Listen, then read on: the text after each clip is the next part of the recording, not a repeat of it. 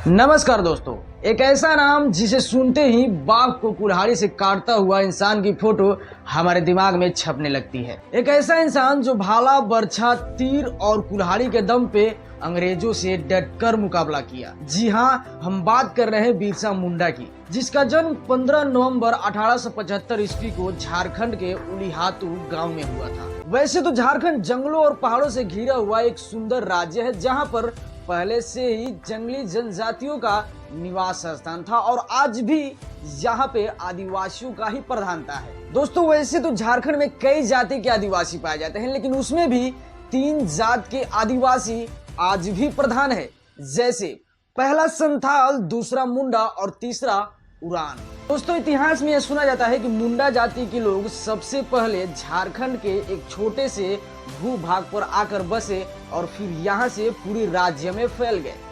समय का पहिया चलता रहा और फिर कुछ दिन बाद इसी मुंडा जनजाति में बिरसा का जन्म हुआ, जिसका नाम आज भी इतिहास के पन्नों पर मिलता है। दोस्तों, बिरसा बहुत बहादुर थे। वो बहादुर ही नहीं बल्कि देश प्रेमी भी थे। आज भी उनका देश प्रेम और बहादुरी का गीत लोग बड़े प्रेम से गाते हैं। बिरसा मुंडा जनजाति के थे और मुंडा जनजाति सबसे ज्यादा जंगलों और पहाड़ों पे रहना पसंद करते हैं।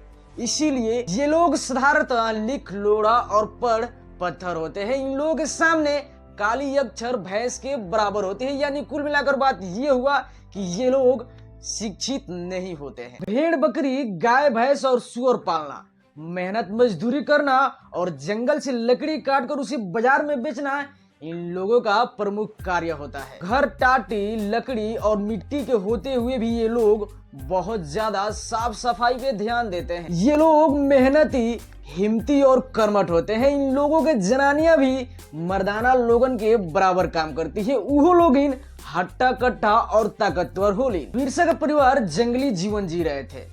इनके पिता काफी बूढ़े हो चुके थे, फिर भी जंगल जाते और लकड़ियों को काटकर बाजार में बेच आते थे, जिनसे इनके परिवार का पालन पोषण होता था। इस बीच बिरसा 14 वर्ष के हो चुके थे और अपने पिता के काम में हाथ बटा रहे थे। एक दिन की बात है, बिरसा जंगल में अकेले पड़ गए थे। रात हो गई थी। वो अपने घर आ रहे थे कि तभी उनके पीछे एक बाघ आ पड़ा। बिरसा डरने वालों में से नहीं थे। बाघ इन पर गरजता हुआ पड़ा तो बिरसा भी निडर होकर बाघ के ऊपर टूट पड़े। कुछ देर तक ये रगड़ इन दोनों में चली। फिर अंत में बिरसा ने अपना कुल्हाड़ी उठाया और बाघ का गर्दन उड़ा दिया। समय बीतता गया, बिरसा जवान होते गए। इसी बीच पूरे भारत में अंग्रेजों ने अपना अत्याचार फैलाया था। इन अंग्रेजों द्वारा मुंडा जनजाति का शोषण हो रहा था, जैसे आदिवासियों से रात दिन काम कराना, मेहनत मजदूरी के जगह पर कूड़े बरसाना, मुंडा जनजाति से ईसाई धर्म कबूल कराना। ये सब चीज मुंडा जनजातियों से देखा नहीं गया। बिरसा ने पूरे आदिवासियों का सरदार बनकर अंग्रेजों के खिलाफ जंग लड़ने को ठान लिया।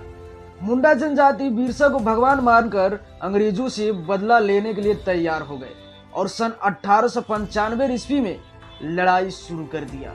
बिरसा के साथ मिलकर आदिवासियों ने डटकर मुकाबला किया और अंग्रेजों का छक्का छुड़ा दिया, लेकिन यह लड़ाई ज्यादा दिन तक नहीं चल सकी। बेचारा बिरसा गरीब और निहत्थे आदिवासियों से और क्या उम्मीद रख सकते थे। अंग्रेजों के गोलियों का सामना इनका भाला, बर्छा, तीर और कुल्हाड़ी कब तक करते। अंग्रेजों के गोलियों के बौछार से आदिवासियों का मटिया मीठ हो गया। इनका घर जला दिया गया और जलते हुए भट्टी में झोंक दिया गया इनको। अंत में बिरसा को पकड़कर जेल में डाल दिया गया। जेल में पड़े पड़े कुछ दिन बाद बिरसा का भी देहांत हो गया। दोस्तों, इस बायोग्राफी को बनाने में बहुत मेहनत लगा है। अगर इसमें थोड़ा सा भी त्रुटि हो तो आप मुझे कमेंट में जरूर बताइएगा। मिलते हैं अगले वीडियो में। नमस्कार।